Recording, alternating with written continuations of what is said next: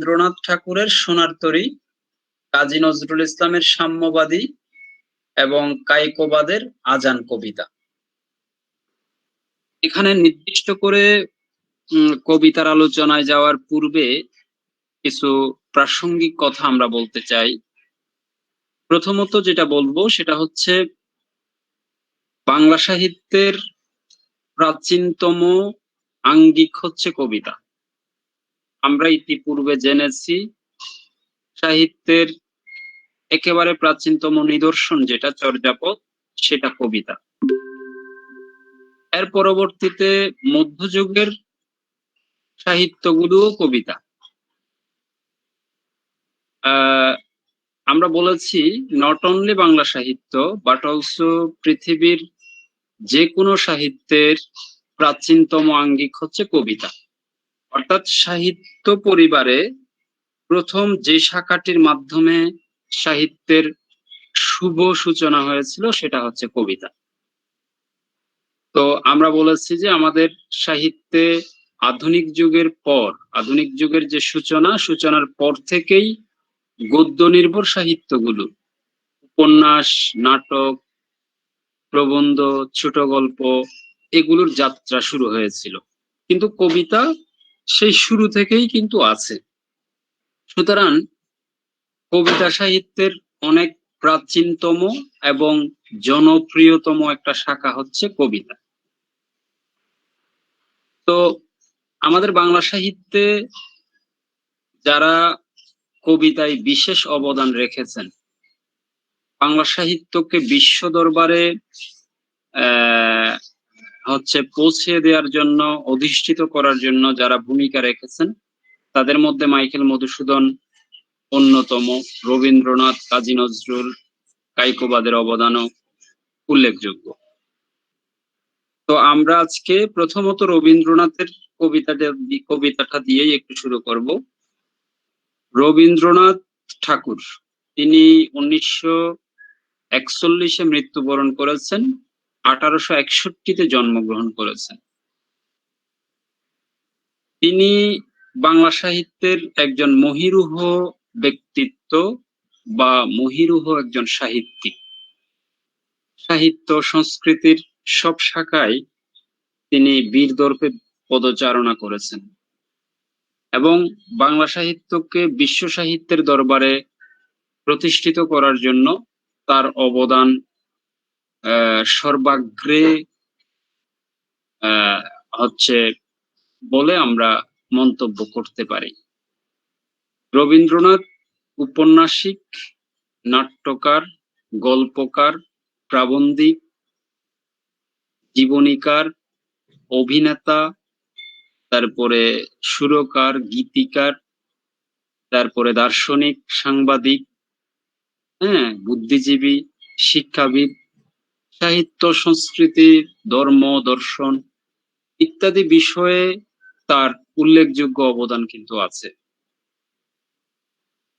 তো তিনি প্রধানত কবি এবং নিজেকে কবি হিসেবেই পরিচয় দিতে তিনি স্বাচ্ছন্দ্য বোধ করতেন। তিনি জীবনের একেবারে ইনিশিয়াল স্টেজ থেকে, একেবারে 6-7 বছর 8 বছর বয়স থেকেই কবিতা লেখা শুরু করেছিলেন। কারণ আমরা জানি তিনি যে পরিবেশে তার জন্ম হয়েছিল সেটা একটা সাহিত্যিক পরিবেশ। তার মানে বাবা, তার ভাই বোনেরা সবাই সাহিত্য সংস্কৃতির সাথে সম্পৃক্ত ছিলেন। এমন একটা পরিবেশে তার জন্ম হয়েছিল, জন্ম হওয়ার কারণে পরিবেশের একটা প্রভাব তার উপরে ছিল। তো তিনি সেই 7-8 বছর বয়স থেকে একেবারে 80 বছর, যে বছর তিনি মৃত্যুবরণ করেছেন, সেই বছর পর্যন্ত তিনি লিখেছেন। এখানে ছোট গল্পের, তারপরে নাটকের, উপন্যাসের কোনো সময় তিনি বেশি লিখেছেন, কোনো সময় কম লিখেছেন। কিন্তু কবিতার ক্ষেত্রে তিনি একেবারে জীবনের শুরু থেকে শেষ পর্যন্ত ধারাবাহিক কবিতা চর্চা তিনি করেছেন। তো তার অনেকগুলো সফল কাব্যগ্রন্থ, অনেকগুলো কবিতা আছে আমরা জানি। তিনি গীতাঞ্জলির জন্য নোবেল পুরস্কার পেয়েছিলেন 1913 খ্রিস্টাব্দে। এই জায়গায় আমরা একটু টু দ্য পয়েন্ট জানবো, তিনি আসলে গীতাঞ্জলির জন্য নোবেল পুরস্কার পাননি, তিনি দ্য সং অফারিংস এর জন্য নোবেল পুরস্কার পেয়েছিলেন। অর্থাৎ গীতাঞ্জলিকে তিনি ইংরেজিতে অনুবাদ করেছিলেন, ওই ইংরেজি কাব্যের জন্যই তিনি নোবেল পুরস্কার পেয়েছিলেন। দ্য সং অফারিংস, যেটার বাংলা হচ্ছে গীতাঞ্জলি, 1913-তে। তো যাই হোক, তার বিখ্যাত কাব্যগ্রন্থগুলোর মধ্যে সোনার তরী একটা বিখ্যাত কাব্যগ্রন্থ। সোনার তরী একটা কবিতার নাম, আবার একটা কাব্যগ্রন্থের নাম। আমরা জানি একটা কাব্য মানে একটা কবিতা, আর কাব্যগ্রন্থ মানে অনেকগুলো কবিতার সমন্বয়ে একটা গ্রন্থ বা একটা বই কে বলা হয় কাব্যগ্রন্থ। তো সোনার তরী একটা কবিতার নাম, আবার একটা কাব্যগ্রন্থের নাম। অর্থাৎ সোনার তরী কাব্যগ্রন্থের একটা কবিতা হচ্ছে সোনার তরী, ওই কবিতার নামানুসারে পুরো কাব্যগ্রন্থের নাম রেখেছেন সোনার তরী কাব্যগ্রন্থ। এই ইনফরমেশনটা আমরা একটু মাথায় রাখবো যে যে কবিতার নামানুসারে পুরো কাব্যগ্রন্থের নামকরণ করা হয় সেই কাব্যগ্রন্থকে বলা হয় নাম, সেই কবিতাকে বলা হয় নাম কবিতা। অর্থাৎ কাব্যগ্রন্থের নামকরণের ক্ষেত্রে কিছু স্ট্র্যাটেজি আছে।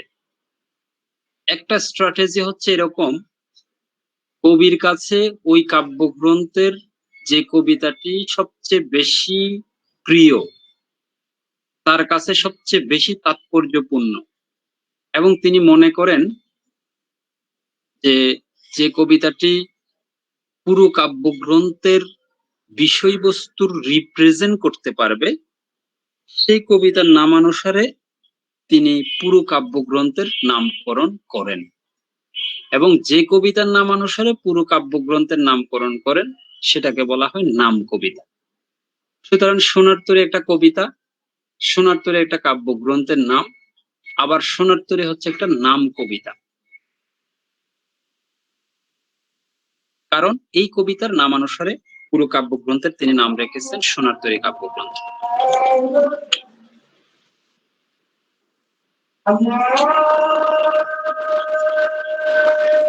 আজান হচ্ছে, আমরা একটু 1 মিনিট বিরতি।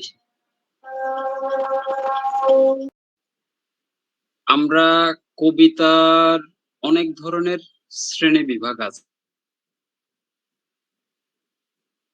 এখানে একটা শ্রেণী হচ্ছে রূপক কবিতা। রূপক কবিতা, ইংরেজি একটা শব্দ আছে এলিগোরি। এলিগোরি শব্দটা গ্রিক শব্দ এলিগোরিয়া থেকে এসছে। এলিগোরিয়া মানে হচ্ছে অন্য কিছুকে বোঝাচ্ছে। তো এলিগোরিয়া থেকে এলিগোরি, এই এলিগোরি শব্দের বাংলা প্রতিশব্দ হিসেবে, বাংলা পারিভাষিক শব্দ হিসেবে আমরা যে শব্দটাকে গ্রহণ করেছি সেটা হচ্ছে রূপক। তো এলিগোরিক্যাল পোয়েমের বাংলা পারিভাষিক মিনিং হচ্ছে রূপক কবিতা। তো আমরা রূপক কবিতার সংজ্ঞাটা একটু দেখবো। রূপক কবিতার সংজ্ঞাটা হচ্ছে এরকম, যে কবিতায় কবি যে বক্তব্যটা দিতে চান সেটা সরাসরি না বলে অন্য কোনো ঘটনা, অন্য কোনো কাহিনী, অন্য কোনো বর্ণনার মাধ্যমে যখন একটা তাৎপর্যপূর্ণ অর্থ দিতে চান বা দেন, সেটাই হচ্ছে রূপক কবিতা। অর্থাৎ রূপক কবিতাতে বক্তব্যটা সরাসরি না দিয়ে তিনি অন্য কোনো কাহিনীর মাধ্যমে, অন্য কোনো বর্ণনার মাধ্যমে দিয়ে থাকেন, সেটাই হচ্ছে রূপক কবিতা। তো আমাদের সোনার তরী কবিতা একটা বিখ্যাত রূপক কবিতা রবীন্দ্রনাথের। আমরা কবিতাটা একটু পড়বো। আপনাদের কাছে কি কবিতাটা আছে?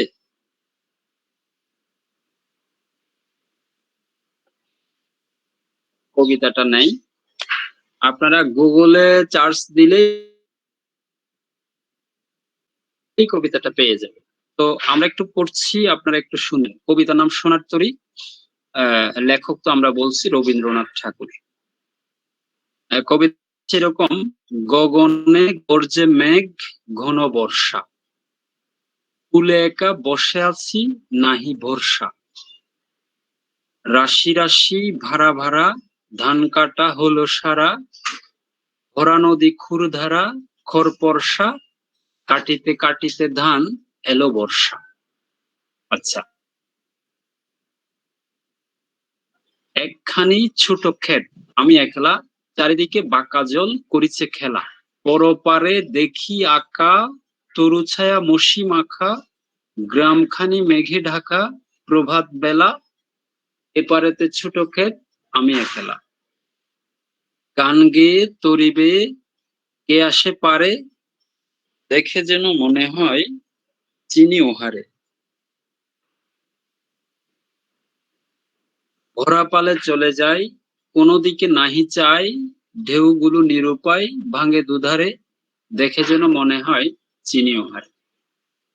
ওগো তুমি কোথা যাও কোন বিদেশে, বারেক ভিড়াও তরি কুলেতে এসে, যেও যেথা যেতে চাও যারে খুশি তারে দাও, শুধু তুমি নিয়ে যাও ক্ষণিক হেসে আমার সোনার ধান কুলেতে এসে, যত চাও তত লও তরণী পরে, আর আছে আর নাই দিয়েছি ভরে, এতকাল নদী কূলে জাহালয়ে ছিনু ভুলে, সকলে দিলাম তুলে তরে ভিতরে,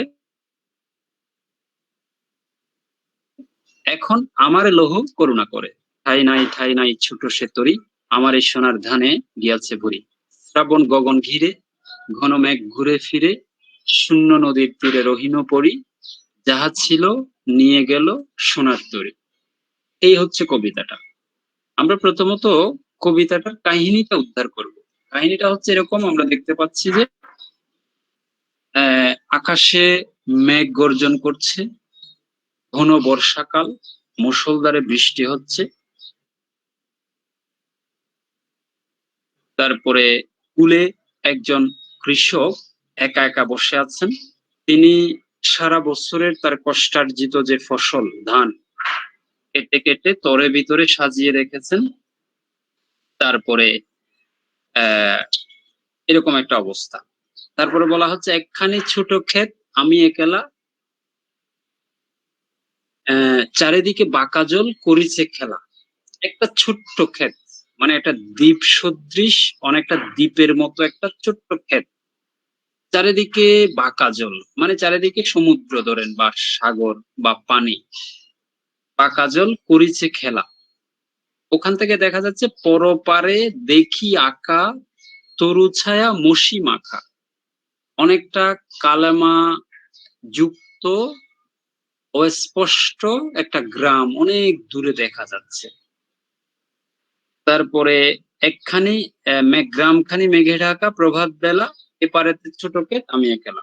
এরপরে বলছে এই সময় কৃষক যখন খুব হতাশ হয়ে অনেকটা উদ্বেগ উৎকণ্ঠার সাথে, প্রচন্ড বৃষ্টি, চারিদিকে বাঁকা জল খেলা করছে, আকাশে বজ্রপাত হচ্ছে, কোথাও কোনো জনমানবের উপস্থিতি নেই, মনে হচ্ছে দ্বীপ সদৃশ জায়গাটা খুব দ্রুত নদী গর্ভে বিলীন হয়ে যাবে। এমন সময় একটা আশার আলো দেখা গেল, গান গেয়ে তরিবে কে আসে পারে, দেখে যেন মনে হয় চিনি ওহারে। এমন সময় গান গেয়ে একজন মাঝি নৌকা চালিয়ে চালিয়ে বা নৌকা বেয়ে বেয়ে আসছে। এমন সময় কৃষক তাকে অনুরোধ করছে, ওগো তুমি কোথা যাও কোন বিদেশে, বারেক ভিড়াও তরি। বারেক শব্দের অর্থ হচ্ছে একবার, বার যুগ এক, মানে একবার, ভিড়াও তরি কুলেতে এসে। তারপরে বলছে যেও যেথা যেতে চাও যারে খুশি তারে দাও, শুধু তুমি নিয়ে যাও ক্ষণিক হেসে আমার সোনার ধান কুলেতে এসে। অর্থাৎ তুমি যেখানে যাচ্ছ তুমি সেখানে যেও, কোনো সমস্যা নেই। তারপর যাকে খুশি তাকে তুমি আমার ফসলগুলো দিয়ে দিও, যেখানে খুশি সেখানে নিয়ে যেও, কিন্তু তারপরেও তুমি ক্ষণিক হেসে আমার সোনার ধানগুলো নিয়ে যাও। আমার এত কষ্টার্জিত এত পরিশ্রমের ফসলগুলো তুমি বৃষ্টির পানিতে নষ্ট হতে দিও না। তুমি দয়া করে প্লিজ তোমার নৌকা ভিড়াও, আমার আহ ধানগুলো তুমি নিয়ে যাও। এরপরে বলছে, যত চাও তত লও তরণী পরে, আর আছে আর নাই দিয়েছি ভরে। অর্থাৎ যত ফসল ছিল সবগুলো তরের ভিতরে নৌকায় তুলে দেওয়া হলো। এরপরে কৃষক অনুরোধ করছে যে এখন আমারে লহ করুণা করে। এরপর মাঝির কাছে কৃষক অনুরোধ করছে, এবার কষ্ট করে তুমি তো আমার ফসলগুলো নিলে, এবার আমাকেও একটু তোমার নৌকায় নাও। তখন দেখা গেল, ঠাই নাই ঠাই নাই ছোট সে তরি, আমার এই সোনার ধানে গিয়েছে ভরি। অর্থাৎ সারা বছরের যে উৎপাদিত ফসল, সেই ফসলগুলো নৌকায় তুলে দেওয়ার পর আর সেখানে মানুষ উঠার মতো কোনো জায়গা নেই। তারপরে দেখা যাচ্ছে, শ্রাবণ গগন ঘিরে ঘন মেঘ ঘুরে ফিরে, শূন্য নদীর তীরে রহিন পড়ি, যাহা ছিল নিয়ে গেল সোনার তরী। এই কবিতাটা একটা আলোচিত কবিতা। এই কবিতাটা একটা বিতর্কিত কবিতা। রবীন্দ্রনাথ নিজেই এই কবিতাটা প্রকাশিত হওয়ার পর গবেষকরা, সমালোচকরা এক একজন এক এক রকম করে কবিতাটাকে ব্যাখ্যা করেছেন। এমনকি রবীন্দ্রনাথ নিজেই এই কবিতার সমালোচনায়, এই কবিতার আলোচনায় লিপ্ত হয়েছিলেন। অর্থাৎ খুবই বিতর্কিত একটা কবিতা। তো যাই হোক, রবীন্দ্রনাথ যেই সেন্সে এই কবিতাটাকে ব্যাখ্যা করেছেন, আমরা সেই সেন্সেই কবিতাটার ব্যাখ্যা, কবিতাটার তাৎপর্য উদ্ধার করার চেষ্টা করছি।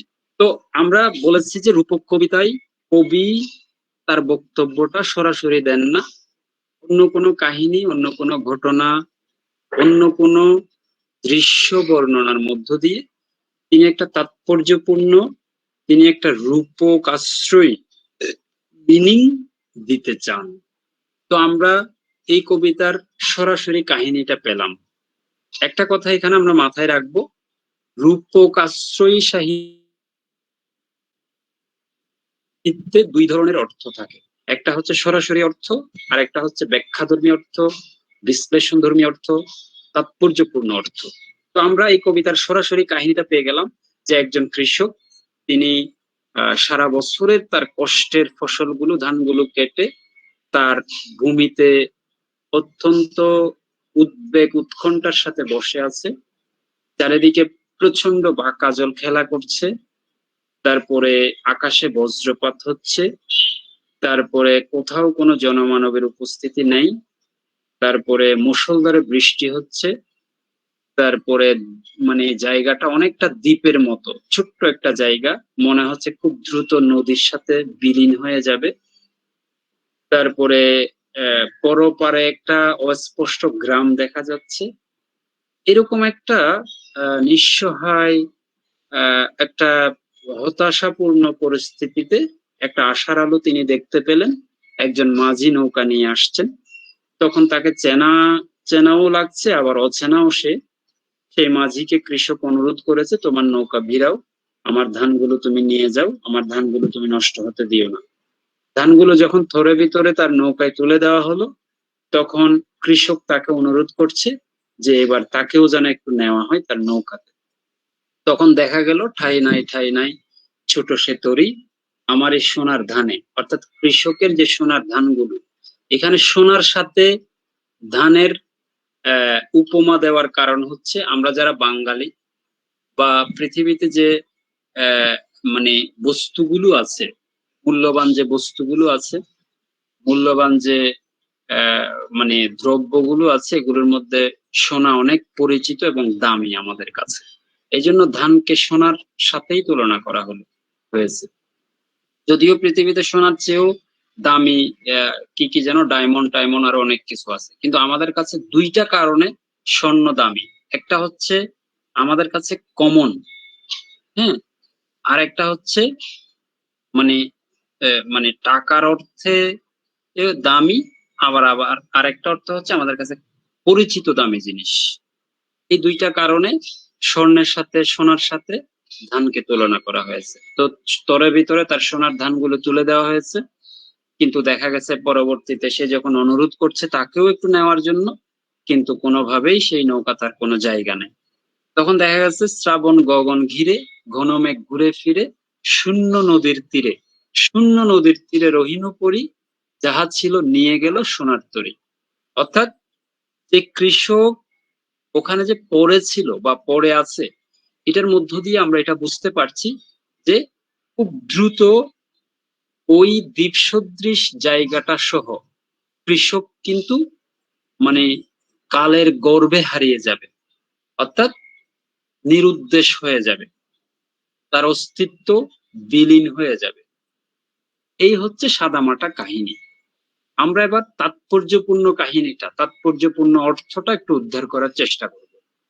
তাৎপর্যপূর্ণ অর্থটা হচ্ছে এরকম, এখানে কৃষক যিনি, তিনি হচ্ছেন বর্তমান যত মানুষ আছে, আমরা যারা বর্তমান আছি, প্রত্যেক মানুষের একজন রিপ্রেজেন্টেটিভ পার্সন হচ্ছেন ওই কৃষক। প্রত্যেক মানুষের প্রতিনিধি হচ্ছেন ওই কৃষক। তার যে ফসলগুলো, তার যে ধানগুলো, এই ধানগুলো হচ্ছে তার কর্ম, তার মানে সৃষ্ট কর্ম। যে যে সেক্টরে আমরা আছি প্রত্যেকেই আমরা কাজ করি, আমাদের কর্মফল হচ্ছে তার ওই ধানগুলো। মানে বর্তমান মানুষের কর্মফল হচ্ছে ধানগুলো, আর ওই কৃষক হচ্ছেন বর্তমান মানুষের একজন প্রতিনিধি। এরপরে যে মাঝি গান গেয়ে তরি বেয়ে আসছে, সেই মাঝি হচ্ছে ভবিষ্যৎ প্রজন্মের প্রতিনিধি, অর্থাৎ নেক্সট জেনারেশন, ভবিষ্যৎ প্রজন্ম। তারপরে যে নৌকা করে তিনি আসছেন, ওই নৌকা হচ্ছে ভবিষ্যৎ কাল, ফিউচার টাইম বা ফিউচার। তো দেখা যাচ্ছে ভবিষ্যৎ প্রজন্ম, ভবিষ্যৎ কাল প্রত্যেক মানুষের ভালো কর্মকে গ্রহণ করে, কোনো মানুষকে ফিজিক্যালি গ্রহণ করে না বা করতে পারে না। প্রত্যেক মানুষকে মৃত্যুবরণ করতে হয়। প্রত্যেক মানুষের সমাজ, সময়, সভ্যতা, মানুষের জীবনকে সুন্দর করার জন্য, মসৃণ করার জন্য, মানুষের জীবনকে সার্থক করার জন্য, হ্যাঁ, সহজ করার জন্য, সাবলীল করার জন্য যে কন্ট্রিবিউশন গুলো মানুষ করে, সেই কন্ট্রিবিউশন পরবর্তী প্রজন্ম গ্রহণ করে। আজকে যে আমরা এই যে কম্পিউটারের সাহায্যে, ইন্টারনেটের সাহায্যে ক্লাস নিচ্ছি, আমরা কাউকে কেউ কিন্তু দেখি নাই। এই যে উদ্ভাবন বা এই যে আবিষ্কার, হ্যাঁ, এটা কিন্তু একদিনে হয়নি। এটা অনেক অনেক মানুষের, অনেক সময়ের, অনেক ব্যক্তিগত প্রাতিষ্ঠানিক প্রচেষ্টার মাধ্যমে এই অগ্রগতিটুকু হয়েছে। আমরা এসিতে বসবাস করছি, আমরা কম্পিউটার ব্যবহার করছি, আমরা ইন্টারনেট ব্যবহার করছি। এই যে বিজ্ঞান বলেন, চিকিৎসা বলেন, ধর্ম বলেন, দর্শন বলেন, সমস্ত সেক্টরে আজকে যে অভূতপূর্ব উন্নতি বা সভ্যতার সাথে কন্ট্রিবিউশন, সভ্যতার সাথে এই বিষয়গুলো সংযোজিত হয়েছে, এগুলো কিন্তু একদিনে হয়নি। সুতরাং যারা এগুলো করেছে তারা কিন্তু নেই, হ্যাঁ, এবং যারা বর্তমানে করছে তারাও কিন্তু থাকবে না, চলে যাবে। কিন্তু তাদের কর্মফলটা ভবিষ্যৎ প্রজন্ম বা ভবিষ্যৎ কাল গ্রহণ করবে। আমরা উদাহরণ দিতে পারি, আমরা নিউটনের কথা বলতে পারি, আমরা সক্রেটিসের কথা বলতে পারি, এরিস্টটলের কথা বলতে পারি, প্লেটোর কথা বলতে পারি, হযরত মুহাম্মদ সাল্লাল্লাহু আলাইহি ওয়াসাল্লামের কথা বলতে পারি, আবু বকর, উসমান, তারপরে ইবনে সিনা, ইবনে খালদুন, হ্যাঁ, আল্লামা ইকবাল, তারপরে রবীন্দ্রনাথ ঠাকুর, তারপরে ধরেন শেক্সপিয়র, তারপরে ধরেন হুমার, হ্যাঁ, তারপরে স্টিফেন হকিং, কাজী নজরুল ইসলাম। এই যে যাদের কথা উল্লেখ করলাম, এরকম অসংখ্য অসংখ্য অগণিত মানুষের কথা আমরা উল্লেখ করতে পারবো, যারা সভ্যতা বিনির্মাণের জন্য, সমাজ বিনির্মাণের জন্য, যারা মানুষের জীবনকে সুন্দর করার জন্য, সহজ করার জন্য, সাবলীল করার জন্য নিজেদের সমস্ত কন্ট্রিবিউশন দিয়ে গেছেন। সুতরাং এই কবিতার দুইটা অর্থ, দুইটা কাহিনী আমরা পাচ্ছি। একটা কাহিনী হচ্ছে সেই কৃষকের কাহিনী, এবং এটার মধ্য দিয়ে রবীন্দ্রনাথ রূপকাশ্রয়ী এলিগোরিক্যাল যে মিনিংটা দিতে চেয়েছেন, সেটা হচ্ছে প্রত্যেক মানুষকে কালের গর্ভে হারিয়ে যেতে হবে, কিন্তু প্রত্যেক মানুষ পরবর্তী প্রজন্মের জন্য যে কন্ট্রিবিউশন দিয়ে যায় সেটা পরবর্তী প্রজন্ম গ্রহণ করে, পরবর্তী সময় গ্রহণ করে, সে মানুষকে ফিজিক্যালি গ্রহণ করতে পারে না। এটাই হচ্ছে এই কবিতাটার রূপকাশ্রয়ী অর্থ। জি, কারো কোনো প্রশ্ন আছে?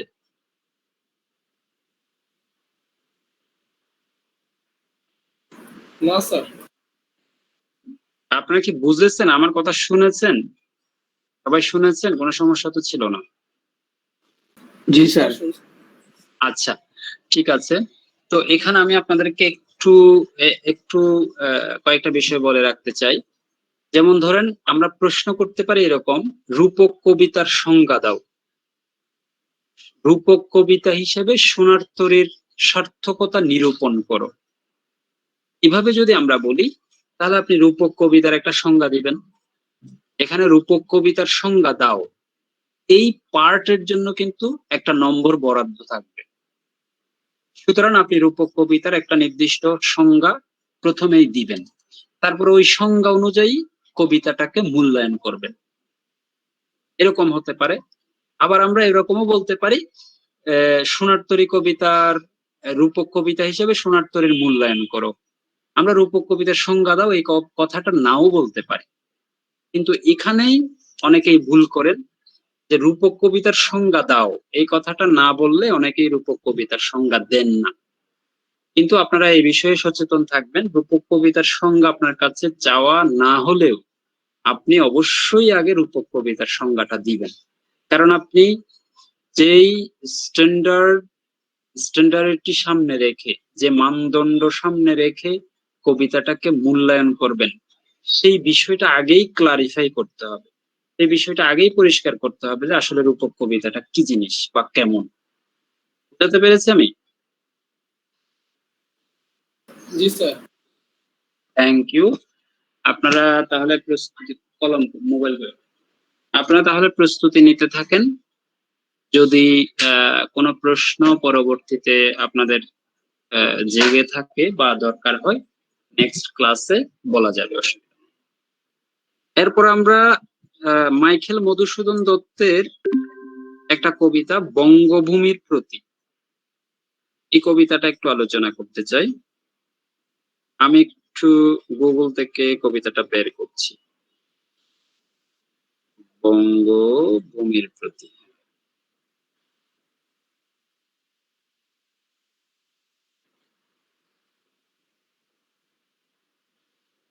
বঙ্গভূমির প্রতি কবিতাটা বোঝার জন্য আমাদেরকে একটু প্রেক্ষাপট বুঝতে হবে।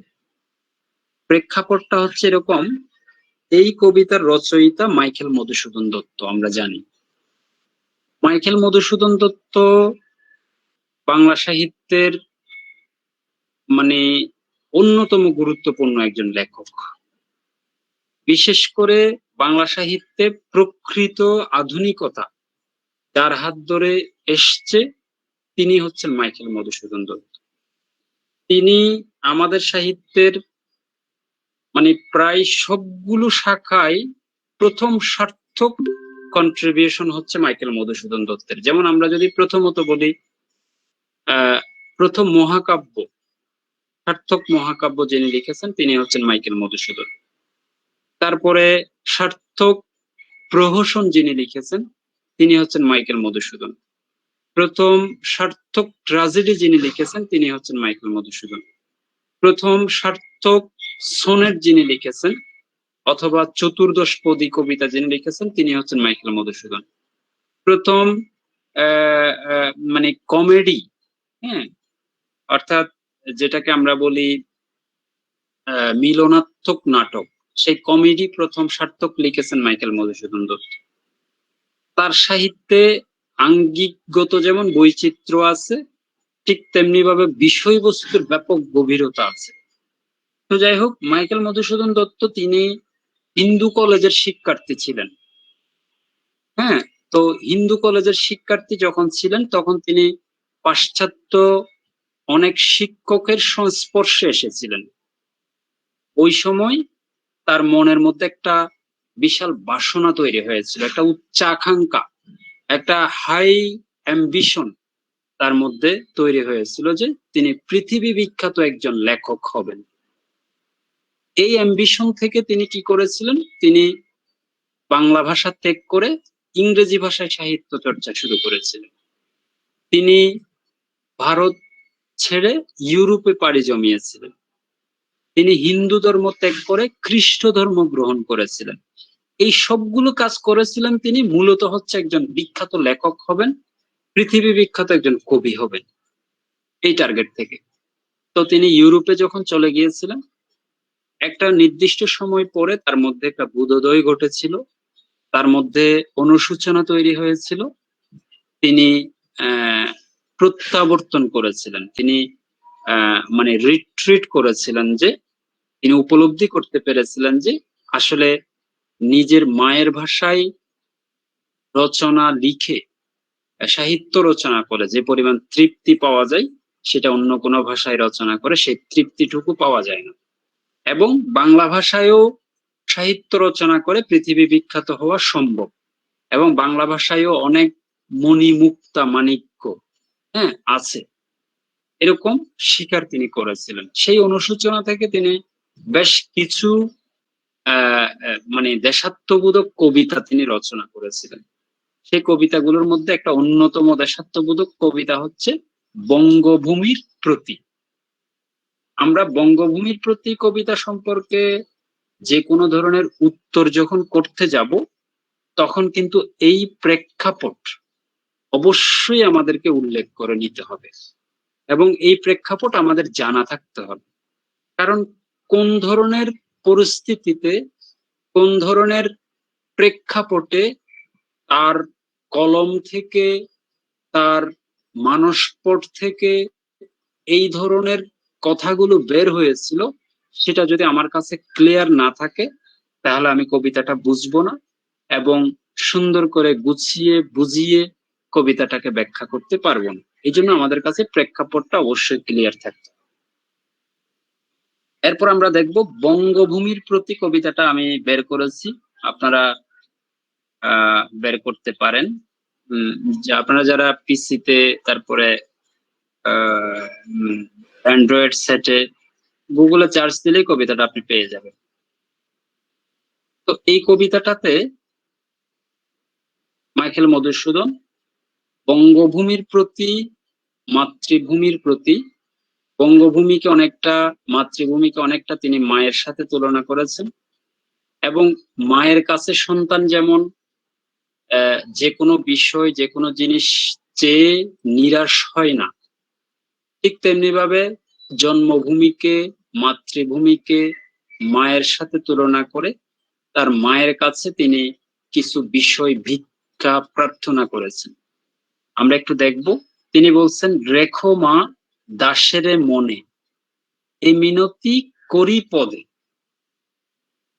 হ্যাঁ, রেখো মা, রেখো মা বলতে এখানে মাতৃভূমিকেই তিনি মিন করছেন, সম্বোধন করছেন।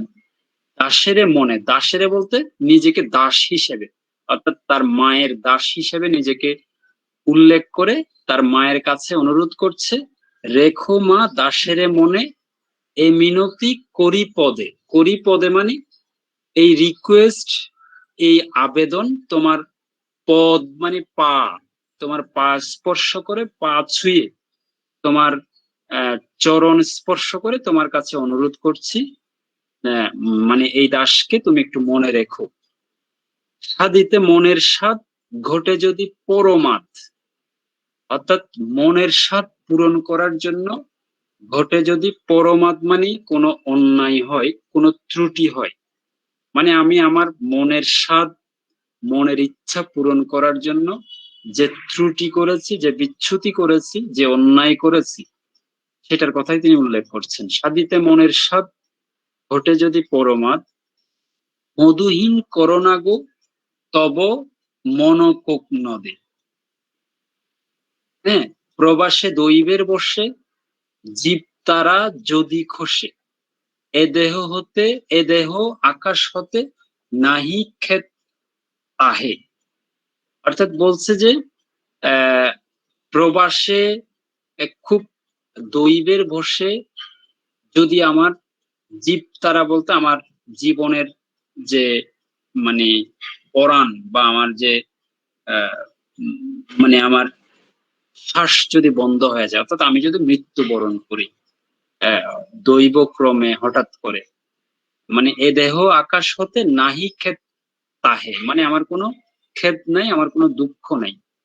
জন্মিলে মরিতে হবে, অমরকে কোথা কবে।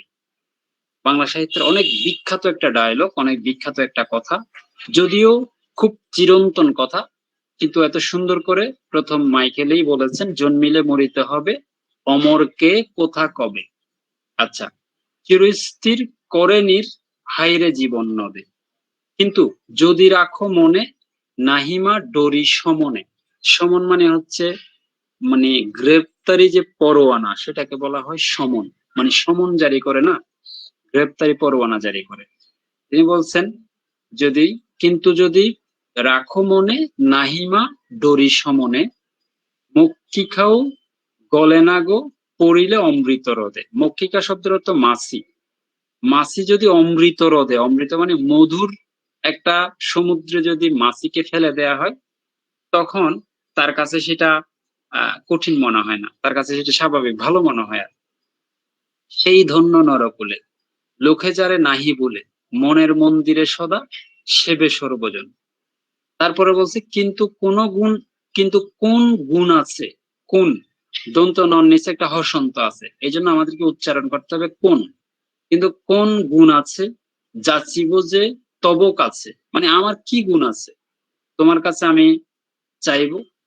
হেন অমরতা আমি, কহ গো শ্যামা জন্ম দে, তবে যদি দয়া করো। এবার মায়ের কাছে বলছে ঠিক আছে, আমার কাছে কোনো গুণ নাই, আমাকে মনে রাখার মতো, আমাকে ক্ষমা করার মতো আমার কোনো গুণ নাই, কিন্তু তবে যদি দয়া করো, কিন্তু তারপরেও যদি আমাকে দয়া করো, ভুল দোষ গুণ ধরো, যেগুলো ভুল করেছি সেগুলিকে গুণ হিসেবে তুমি সাব্যস্ত করো, ধরে নাও।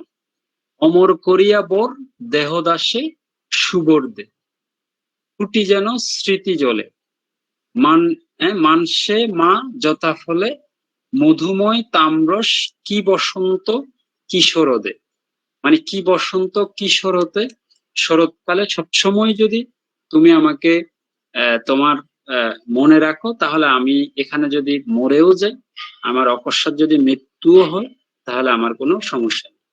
অর্থাৎ এই কবিতাটা একটা তার অনুশোচনা, তার যে অনুতাপ, সেটার একটা শৈল্পিক প্রকাশ।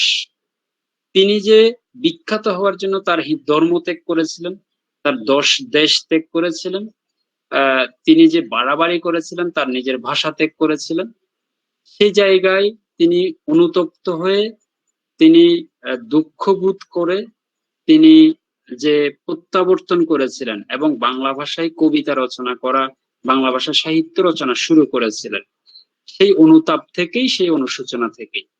তো সেই অনুশোচনা থেকে তার বঙ্গভূমির প্রতি সে অনুরোধ করছে তার দোষগুলি, তার অন্যায়গুলি যাতে ক্ষমা করে দেওয়া হয়, এবং তার কাছে কোনো গুণ না থাকা সত্ত্বেও তাকে যদি একটু মনে রাখে তার মাতৃভূমি, তাহলে তার মানে জন্মটা সার্থক হবে। সেখানে যদি সে মরেও যায়, তাহলেও তার কোনো দুঃখ থাকবে না, কষ্ট থাকবে না। এই হচ্ছে কবিতাটার প্রেক্ষাপট এবং কবিতাটার মূল ভাব আর মূল বক্তব্য। আমরা নেক্সট ক্লাসে আপনাদের কোনো প্রশ্ন থাকলে প্রয়োজনে আবার রিপিট করব।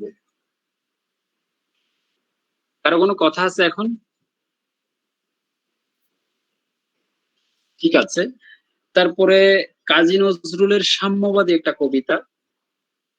সাম্যবাদী কবিতাটা একটা নাম কবিতা, অর্থাৎ এই সাম্যবাদী কবিতার নামানুসারে একটা কাব্যগ্রন্থও আছে। এই কাব্যগ্রন্থে টোটাল 11টা কবিতা আছে কাজী নজরুলের। 11টা কবিতার মধ্যে সাম্যবাদী কবিতা আছে, তারপরে চোর ডাকাত আছে, ঈশ্বর আছে, নারী আছে, তারপরে কুলি মজুর আছে, সাম্য আছে, এই ধরনের অনেকগুলো কবিতা আছে। এই কাব্যগ্রন্থটার মূল সুর যেটা, মূল ভাব যেটা, সেটা হচ্ছে একটি অসাম্প্রদায়িক সমাজের চিন্তা। নারী পুরুষ, ধর্ম বর্ণ, লিঙ্গ গোত্র নির্বিশেষে মানুষ মানুষ হিসেবে তার অধিকার পাবে সমাজ থেকে, মর্যাদা পাবে সমাজ থেকে, এরকম একটি অসাম্প্রদায়িক সমাজ বিনির্মাণের যে উদ্দেশ্য, সেটাকে সামনে রেখেই কাজী নজরুল ইসলাম তার সাম্যবাদী কাব্যগ্রন্থের কবিতাগুলো লিখেছেন। হ্যাঁ, পৃথিবীতে যা কিছু মহান সৃষ্টি চিরকল্যাণকর, অর্ধেক তার করিয়াছে নারী, অর্ধেক তার নর। হ্যাঁ, তারপরে এরকম অনেক কালজয়ী কথা এই কাব্যগ্রন্থের কবিতাগুলোর মধ্যে আছে। তো সাম্যবাদী যে কবিতা, এই কবিতাটা একটা কবিতা এবং এটা নাম কবিতা, অর্থাৎ পুরো কাব্যগ্রন্থের নামকরণও তিনি সাম্যবাদী রেখেছেন। তো এই সাম্যবাদী কবিতাটাতে তিনি ধর্ম, বর্ণ, লিঙ্গ, গোত্র নির্বিশেষে মানুষ মানুষের মর্যাদা, সমতা পাবে, সাম্য সমতা ভিত্তিক একটা সমাজ প্রতিষ্ঠিত হবে, সেরকম আশাবাদ ব্যক্ত করেছে। তো আমরা নেক্সট ক্লাসে এই কবিতাটা একটু পরে ব্যাখ্যা এবং বিশ্লেষণ করব। আজান কবিতা আমরা জাস্ট মূল ভাবটা আপনাদেরকে বলবো, ওটা সহজ আছে। আমরা মনে হয় যে যেহেতু 4টা কবিতা, সম্ভবত 2টা থেকেই আমরা প্রশ্ন করব, সুতরাং এই 3টাকে আমরা একটু গুরুত্ব বেশি দিব। সাম্যবাদী, তারপরে বঙ্গভূমির প্রতি, সোনারতরী। তো আজকে 3টা কবিতার মূল কথাগুলো একটু বললাম, সাম্যবাদী থেকে একটু কমই হয়েছে। আমরা নেক্সট ক্লাসে ওই সাম্যবাদীটাকে একটু বিশেষ করে আলোচনা করব। আমি আজকে এখানে শেষ করতে চাই। কাল আরো কোনো কথা আছে?